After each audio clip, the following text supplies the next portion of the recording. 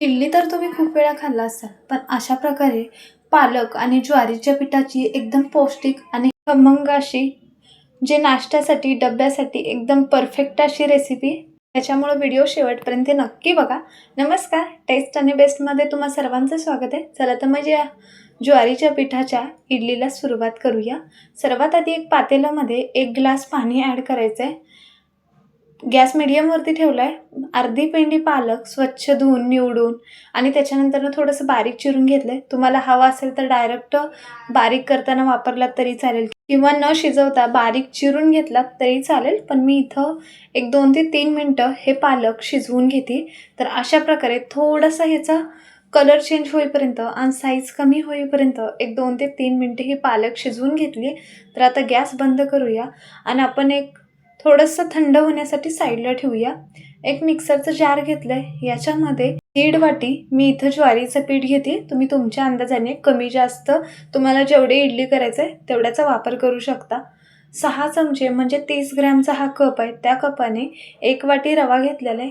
1 वाटी बेसन म्हणजे 6 चमचे बेसन घ्यायचे. जे आपण पालक शिजवून घेतलेलं आहे ते यामध्ये ॲड करूया. चवीसाठी 4 ते 5 लसणाच्या कुड्या टाकल्यात. अर्धा इंच आलं टाकूया. आलं शक्यतो तर कमीच वापरायचं आहे. 1 ग्लास मी यामध्ये परत एकदा पाणी ॲड केलं आहे. थोडंसं पाणी ॲड करताना व्हिडिओ स्किप झाला. पूर्णपणे बारीक अशी पेस्ट करून घेतली. बघू शकता जसं आपल्या इडलीला बॅटर असतं ना, सेम त्याच प्रकारे हे बॅटर तयार करून घ्यायचं आहे. तर हे मी एका बाउलमध्ये काढते.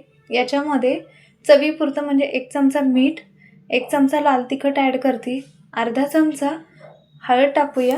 हे इडली खमंग लागण्यासाठी 1 चमचा ओवाचा वापर करते. ओव्याने खूप छान अशी चव येते आणि दिसायला अट्रॅक्टिव्ह दिसण्यासाठी 1 चमचा तिळाचा वापर केला.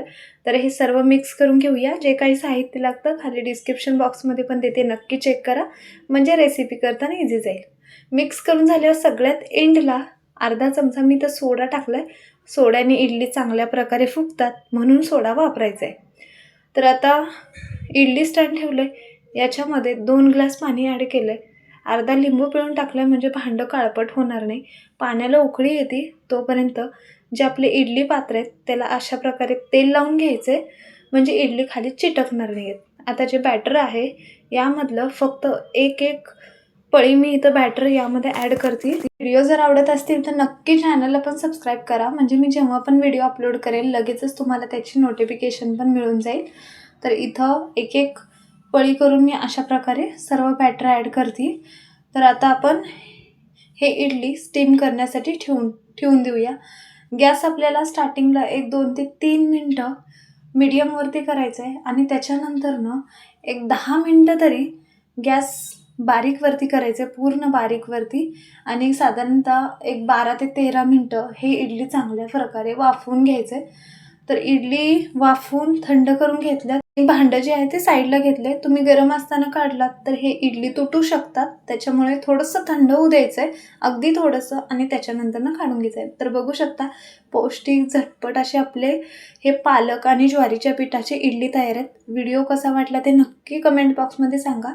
व्हिडिओ जर आवडला तर नक्की चॅनल लाईक, शेअर, सबस्क्राईब करा. व्हिडिओ पाहिल्याबद्दल धन्यवाद.